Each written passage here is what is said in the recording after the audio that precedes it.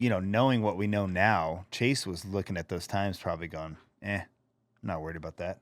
Because I think it took a lot for Tomac. Tomac did look good.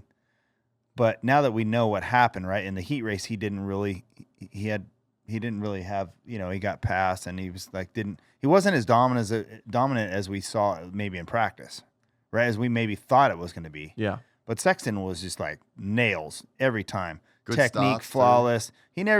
He never had any trouble with anyone ever. He didn't even see anyone. And so that was, I have to say that was unexpected. I mean, that he can throw in those really good rides. But I mean, that looked so easy for him. That looked like he could repeat that easily. The best he's ever been, I think. Absolutely. On Saturday night. And I'm pretty surprised because I didn't think the bike looked great last year. Yeah. He was struggling with some of that stuff, but the bike I don't think looked great last year either.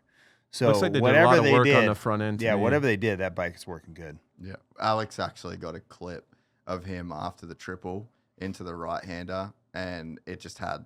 I'm going to go on a rant later, but like the 2 feet of racetrack that the guys used after the triple, and he had like a big knife. It was at the main event, but saved it. Like that's the sort of shit that like in years past. Yeah. Big knife, caught it. Didn't miss a beat. And I saw that. I'm like, oh, that's nasty. Like, because if you can have that kind of movement and it doesn't. Like those snaps don't put you on your head. That's proof that he got away with 2 different things. He made the stall. He did. And, got caught and still just motored back away. But there's a few little chinks in the armor. His riding is not one of them. It's just whatever those little things are. Well, I think one of the things, we talk about mental strength all the time. And I'm not preaching UMC, you know all about it. But to me, it's a calmness. Yeah. Like yeah, that's what like it is. That. It's so difficult you're leading a main, you stall the bike, the crowd goes insane, you hear somebody behind you.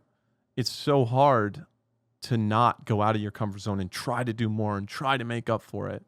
You can think about it all week, and then Saturday you go out there. There's some guys, and even me to a certain extent, it's really hard to figure that out and put it in, put the product on the track. And I think Chase I think he has the pace, everything he need. Like when he's at his best, when the bike's good, I think he can go as fast as anybody in the world.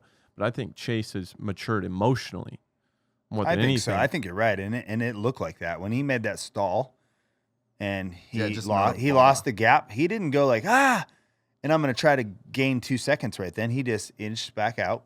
Okay, no problem. Does Kenny play into that it was Kenny behind I think there's part of a comfort. There's a comfort there. Yeah. But I think just being close to Chase, I mean, Chase came to Florida. I was already a couple years into my pro career. He was an amateur on the Geico deal. So I've seen Chase a lot.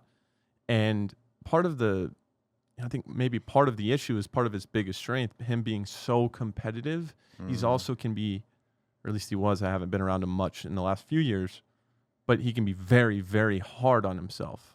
Right. So you think being hard on yourself is, we've talked about this on our podcast, you think that's like honorable, right? But that can put you into it. It can be to a fault. It can be to a fault. And I think he's kind of learned to give himself a little bit of leeway and just not be as reactive in general. Just let it happen. Yep. If you enjoyed this content, please like and subscribe. And to listen to the full 3-hour podcast, search Gypsy Tales in your favorite podcast platform or click the link in the description below. Gypsy Gang.